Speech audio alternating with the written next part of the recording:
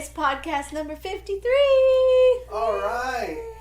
So, With Chastity. yes, we have a special guest today. My friend Chastity is here from Pennsylvania. Who's taking a leap of faith. Yes, so we're going to talk about faith. She's been in the podcast. That's a big leap of faith. Yeah. That is. You never You know wanna what say we're going to say. Hi. Yay. We're waving. You can't see us, but we're waving, people. Soon to be So. Floridian. Yes. Right. Yes. That's her big leap of faith right there. So what? Who wants to share So we first? threw this podcast together the last minute We did. after a big Facebook Live about the RNC. Yes. The So, Republican National Convention, okay? It's not a new brand of soda. It's actually a major event that will happen in our city, and I know it's Yes. God that brought it here. Yes. Also, for those people out of the country, what does that even mean? Republican National Convention. That Ooh. means that Trump will hold his biggest event of the year. Where he accepts the nomination to be to- the Republican candidate to be president. again. Again, yes. Awesome. There'll be celebration and excitement everywhere, so. But and hey, that's a big leap of faith right there. But you Yes, know what? it is. He's gonna win because we You know will he's gonna win. Write it down. So we didn't really think this one through very well, but because we just started it without, not having a title and all that. So we're just going to hand it over to Chastity. No, just joking. But what I thought I might ask Kat, if you don't mind, is because if we're going to talk about faith a little bit, there's been probably some times where you've had to step out in faith and do stuff. Can you remember a time when, with your brain and even seeing things, you couldn't see the end result, but you felt like you had to step out? Do you have a situation like that? I know you're a seer, but doesn't faith have to step out anyway, even if you can see everything? Yes, it's a little bit different when you're raised with it. Yes, and I it was is. raised, every day of my life, we lived by faith. Very So much it's like generational in my family. And that makes it a little bit different because we saw the results of trusting God, believing God, to the point where we knew whatever it was we did for Him, it was going to be good. And so really it's been a really long time because my dad had a gift of faith, and there's a difference in trusting in faith and God actually giving you that What gift. is that?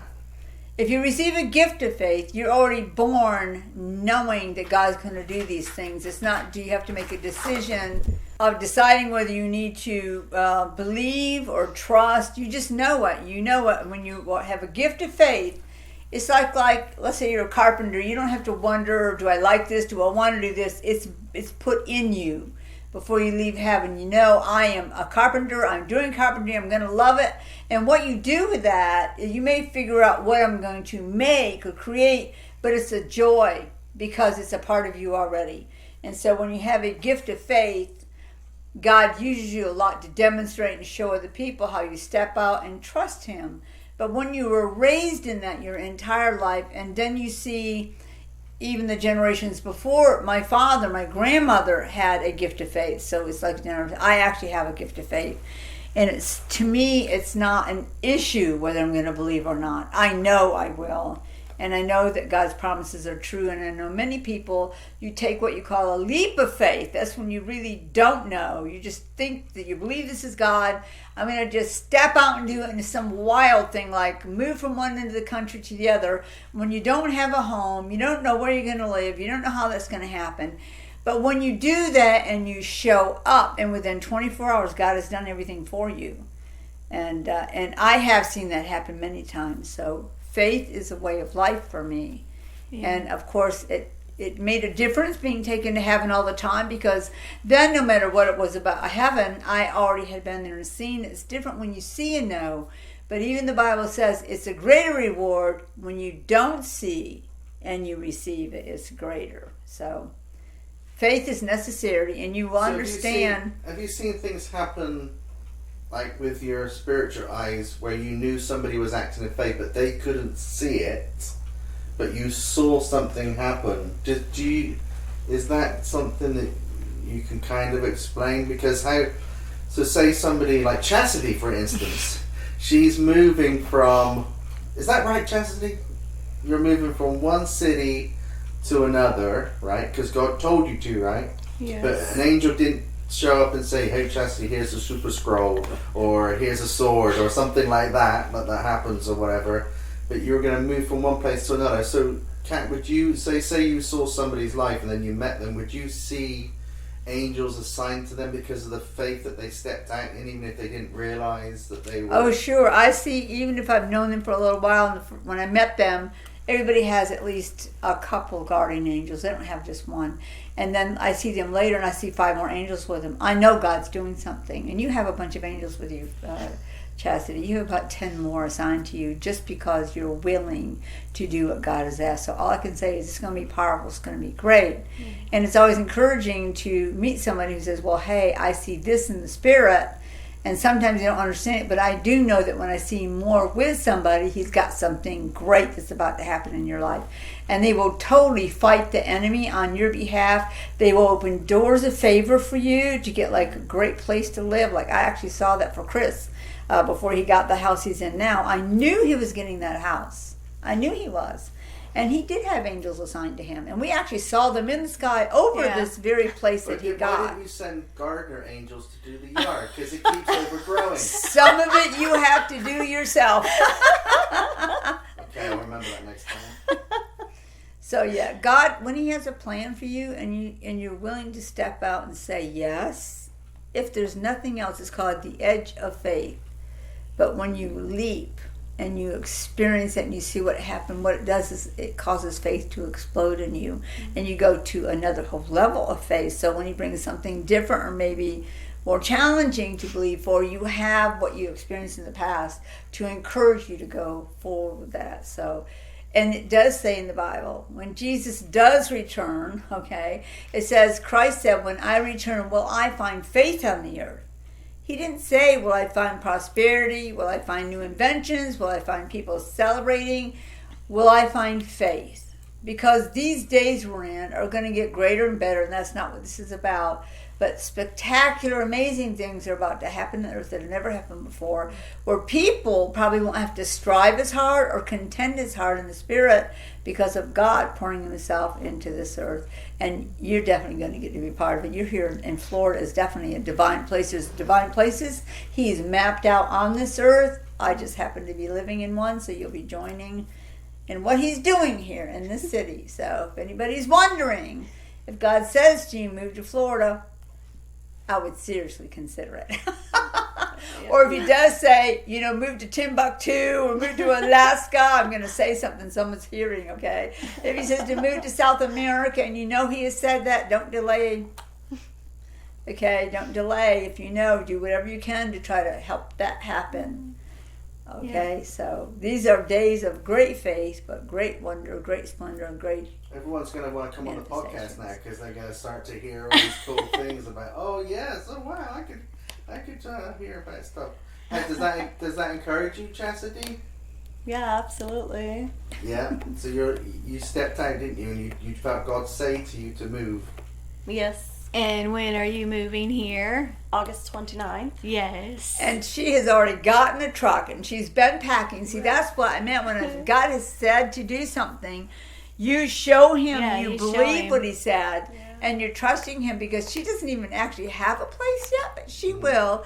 But that's telling God, I believe you and I am trusting you. It delights God when you do that. I mean, you're even to the point you said, even if I leave on the 29th and I don't have a place or a job set, I'm still going because God said to go to Jacksonville on the 29th. So I know one time the Holy Spirit said to me that when you take that leap of faith, that allows me, the Holy Spirit, to help you soar.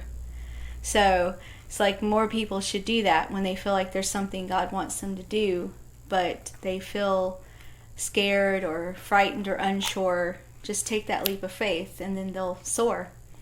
So So I have a bit of a testimony from one of our podcasts because it involved a bit of that. Do you remember when we were talking about acts of kindness and stepping out and Yes. everything?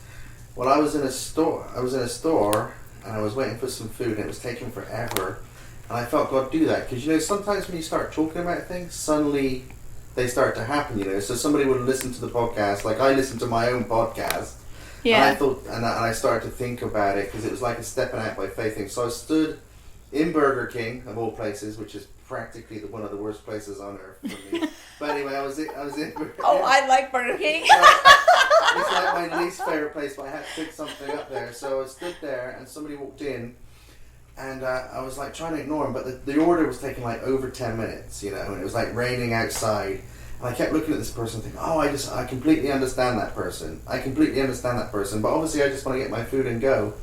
So I just was brave enough to say, like, I didn't say something to God, but I basically heard in my head, well, what happens if you just tell him?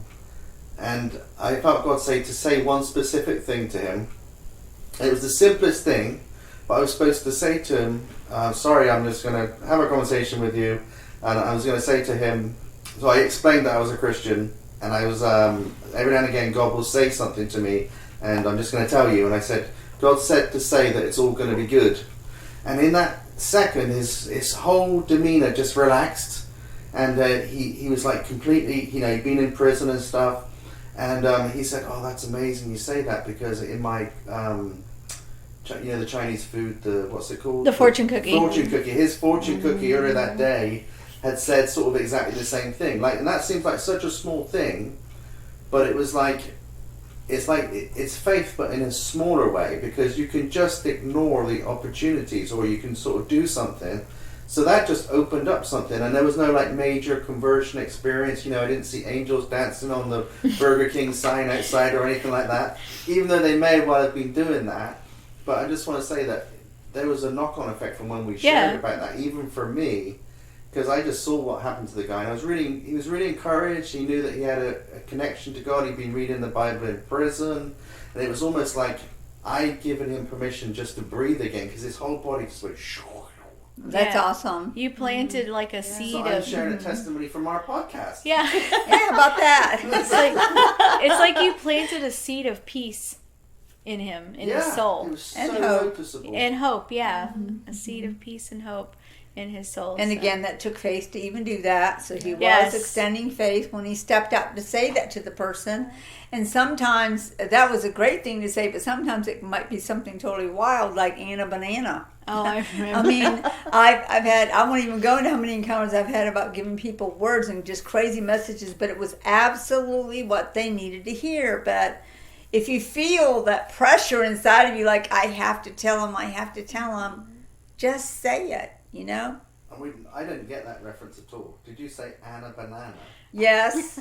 So am I supposed to know what that means? No, well, No, I'll talk I know about what a it. small I know what it matter. means. They were holding a School of the Prophets at our church in New Life here in Jacksonville, and at that time Morning Star would come once a year, and all their prophets would come, and they would train the people in the church. Do you want to learn how to prophesy? And they break them up into groups, and sometimes they'd say, you know, give you a blindfold, and they bring a person in. They actually did all this. They'd say, okay, what are you hearing?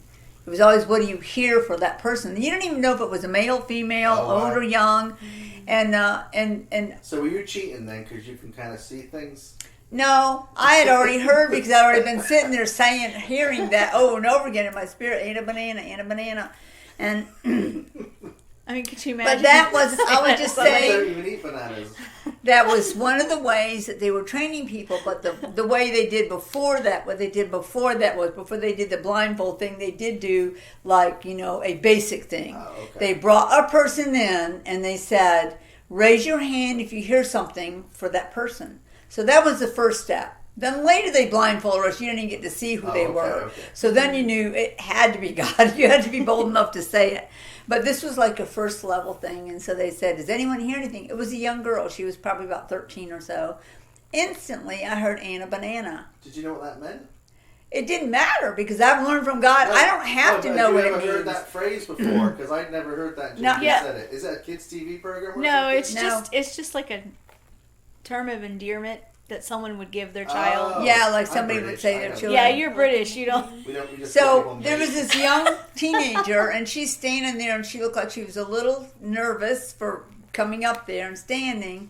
And these people started giving her a word, like, And it was so I serious. see you really travailing and on behalf of people around the world, and it's going to be very challenging for you.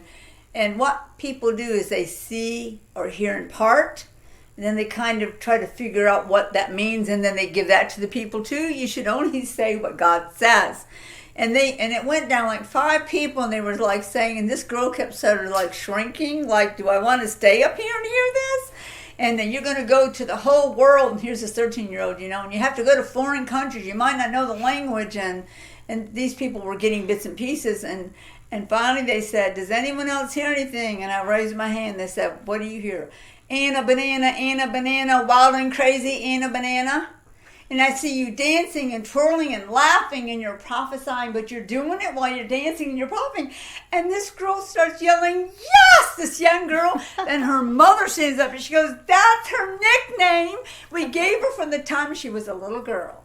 Anna Banana. So most people are not. And my mom was sitting next to me, and I told my mom, I'm going to say it. She goes, you can't say Anna Banana in the meeting. They'll think you're nuts. I'm like, I don't care what people think. We noticed your husband He just said walked that. in. Were you there for this thing? This is the podcast. No, he wasn't here. Well, You I were there. think he He's may have been logging, by for the the way. Morning He knows Star. this one. This one here? Yeah. Yeah. You were there in that came- meeting? The Morning Star training where they were training people to be in the School of Prophets.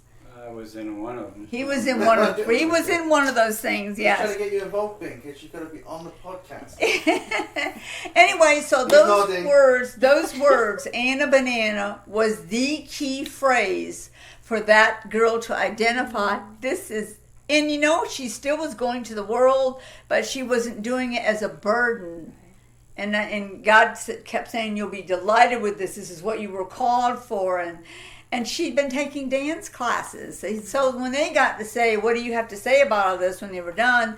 And she didn't respond to the other people, but she said, she started laughing. And her mother stood up. She said, that's her nickname. We've called her that since she was a little tiny girl. And she said she danced from them as long as we can remember. We finally gave her dance classes, and she's got this amazing relationship with Jesus Christ. She hears him really well. She said all that was confirmation. So even though it was crazy to the natural mind, I didn't have to understand. That word was not for me. So when they say if God has something crazy for you to say, you have to be willing Right. to step out and do it. So that's what Anna Banana means. That's so cool. I'm glad I asked. I know. I love the story of Anna Banana. It's really cool. It's a wonderful journey, really. And it does say all can prophesy. Yep. So do you have some questions, Jen, unless you want to say something else about something else, Kat, about that? Maybe Chastity wants to add a little bit to what we're Chastity, saying. take the microphone. I'm joking around. So was it easy to tell other people that you were leaving and moving to a different state? At first, no, because I know everybody always has their opinions, but Yes. so for a while I kept it to myself because I knew that I knew that I knew, and I didn't want anybody to be negative. That's good. And then I started with telling a few friends, and they were like, "Oh." Throughout time with that, one of the friends kept trying to convince me that God was not calling me to move, but can't convince me because I know God's voice. Told my parents that, and they were a little shocked, but then accepted it. So it's always a challenge, but always worth it when you follow God's will for your life. And That's right. I never really felt like I belonged where I was. So I knew a long time ago that I was going to move. I just didn't know where. Yes. And God told me last November to start packing. So Good for you. since then, I've been going through, throwing away, packing, getting rid of, downsizing. So you're here just for a visit, right? Before you actually Yeah. leave. Yes. And do you think you'll enjoy being here? I think I'm going to love being here. I've been enjoying the sunrise the last few days here. There's nothing like it. Yes, our beaches are so pretty. Yes. Right over the ocean, too, so it makes it even better. Right? Yes, it's like heaven on earth. Yes. Well, we're glad that you're coming. We could do a 2-part podcast. You're now in the middle of your faith journey. Oh, and after you move, that's a great idea. So you've got there's like this challenging aspect, right? Because still at the moment, even there's like one job opportunity came up and they're getting back to you, but there's still like a little bit of uncertainty about what might open up, what might not. So we're in the middle of that now. And what is it? It's July right now. So maybe in a couple of months, you will be the revisited Part Chastity 2 podcast where we will hear how God The unfolded your future. That would be awesome. Yeah, that would be really That'd be awesome. exciting. Yeah, absolutely, because I know that I'm supposed to be here and I know the date, but God hasn't fully revealed to me where I will, exactly the house that I will live in or what He wants me to do here. So, yeah, sounds I'm excited. It's exciting. All right, so we have questions, Jen. Yes, Jen. What is the question? Well, one person, I'm going through some of the past podcasts just to find some. One person would like to know if our pets have guardian angels. If your pets have guardian angels? Yes. I don't know that they each have their own separate one. I think that there are angels assigned, especially if you have more than one or whatever. I always tell God to protect and watch over our herd. Yes. That's all of our pets together, to watch over them, protect them. The He's turtle turned up. been very faithful. I know it did. We've actually had 3 turtles all show up by the front door. It's been wild. I think all the animals are coming to our house. I'm like, And this is baby not Noah's Ark. possums. Their guardian angels are probably Ninja Turtles. That's funny. All right, Chris. But I do know this, that when your pet leaves this life, when it passes, when it dies, it has a spiritual body. They all have spiritual bodies. And your own guardian angel, your personal guardian angel, will take your pet to heaven and put them at your mansion. I do know that because I've seen that happen many times. So That's really cool. you will have your pets in eternity. Yes, I know. Be nice to them. I'm very excited about that. Okay, Alan wants to know if you could describe the light in heaven as there is no sun.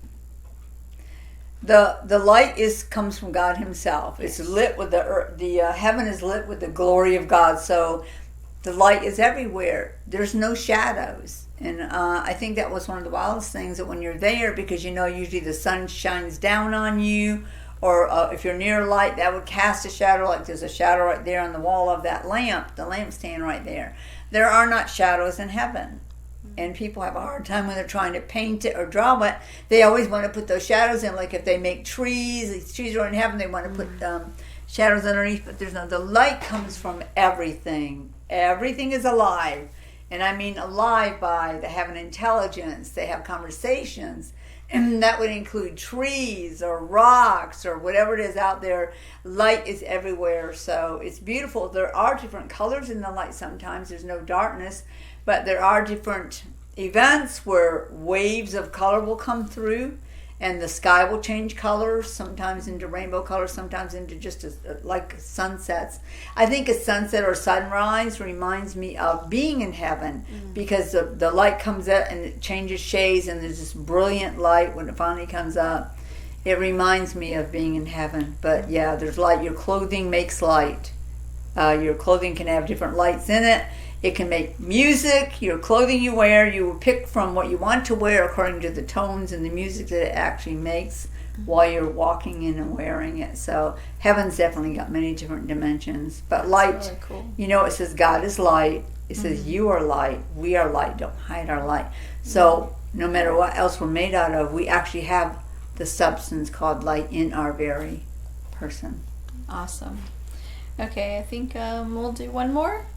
I know you've answered this one before, but there's always new people. So this is from Pamela, and she said, do we speak a heavenly language or speak the language we spoke down on earth to each other?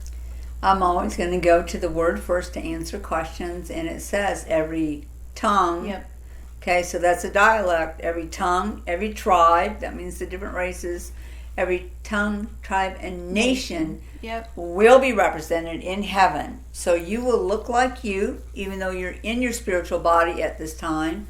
People will look at you, they will recognize you. And you hear people talking in the tongue they spoke on the earth.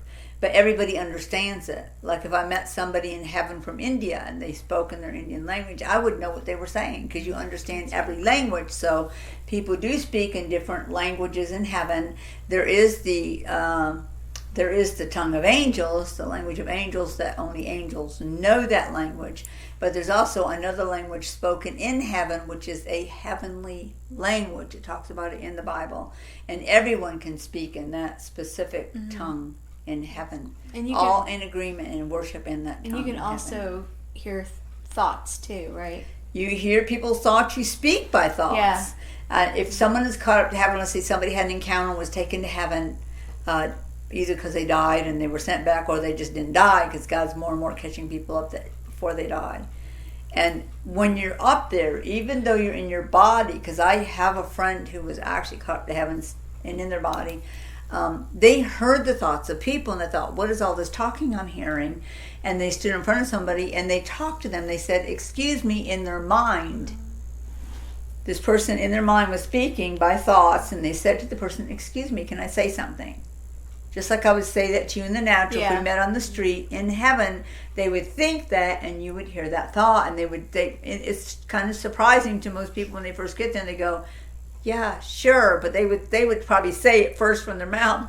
But eventually you learn you can speak both ways, because some people, if they had an encounter, they will say people only speak with their thoughts. Mm-hmm. But if you've been over for 20 years and been to so many places in heaven, you still get to use your voice. Yeah. We all still worship in our voice. You can worship with your thoughts if you want to, but most people actually still sing.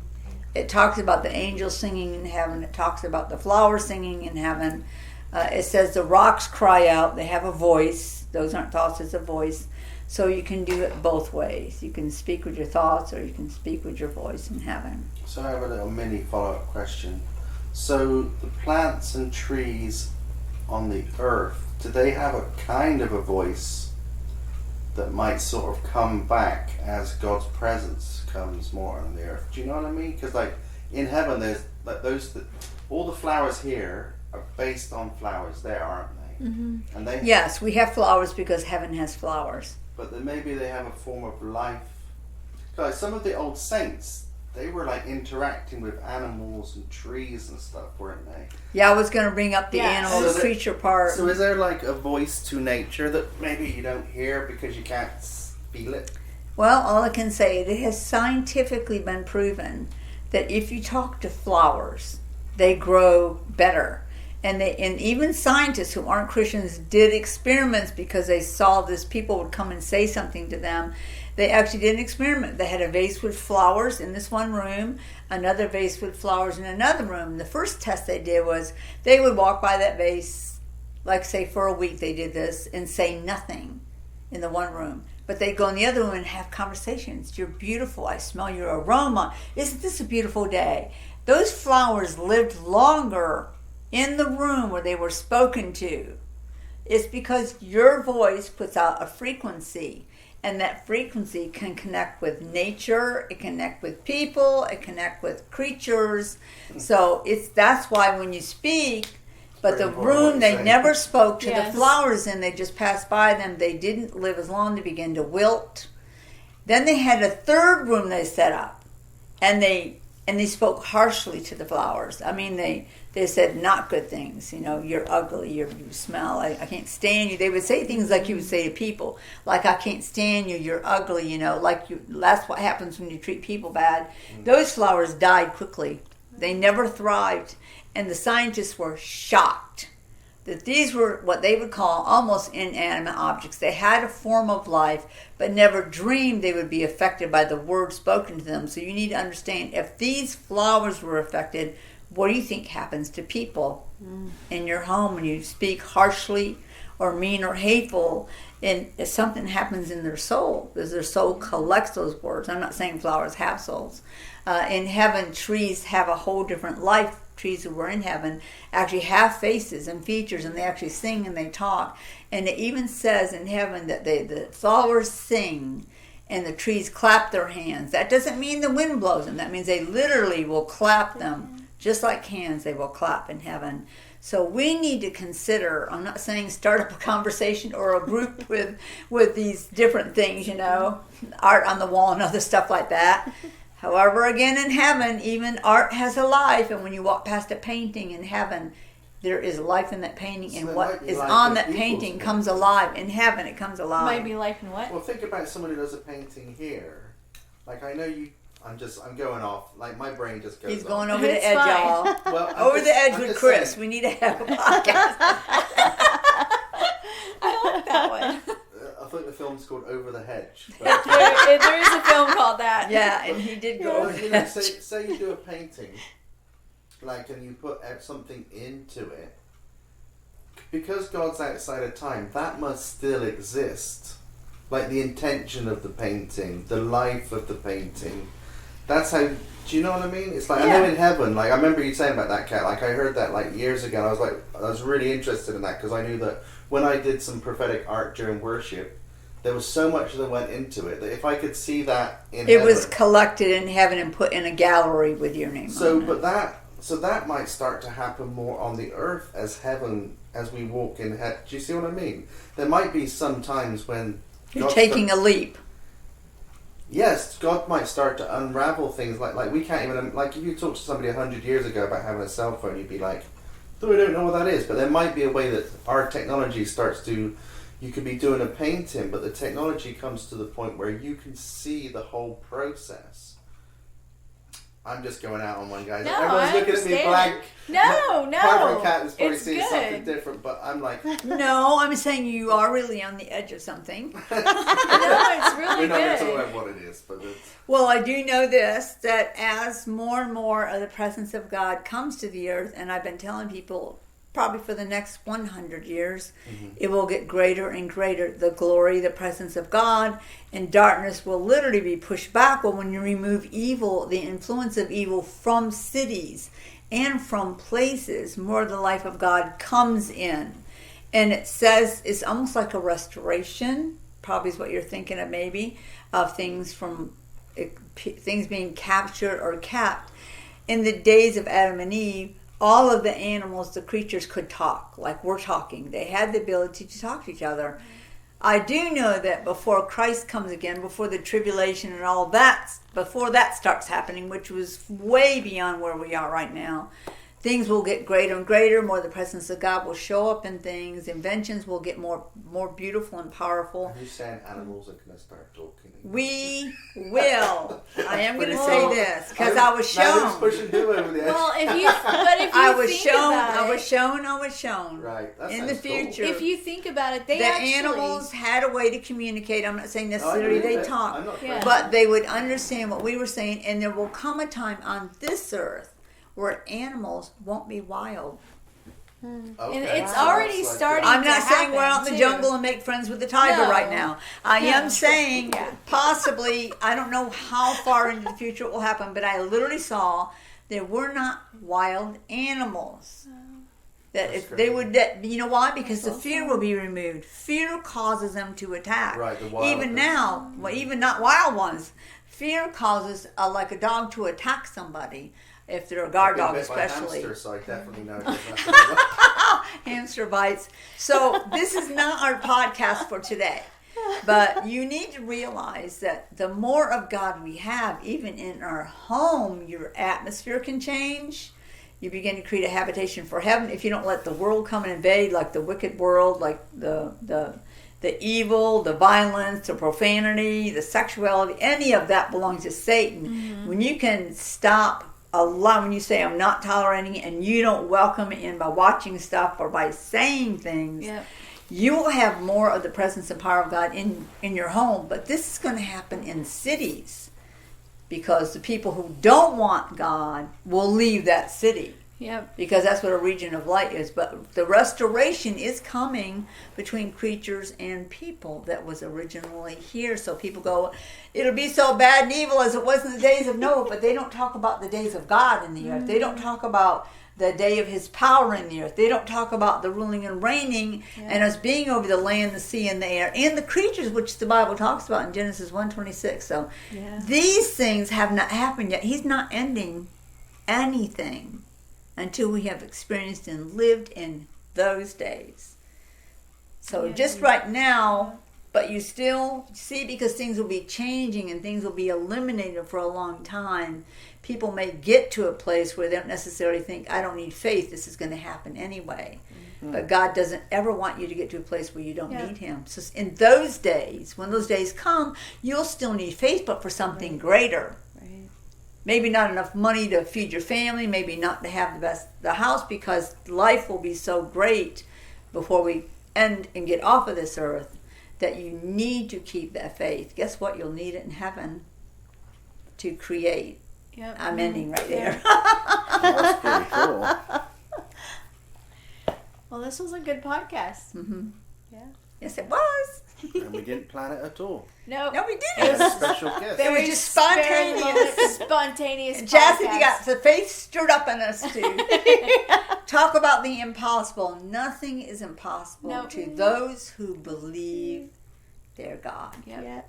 So have Amen. faith, guys. Have faith and trust. Trust him. Even when you don't understand what you're seeing with your eyes, Yeah. you can still believe what God says about you. Amen. Amen. Are we done? Amen. We're done. Amen. Bye. See you later, alligator. Bye.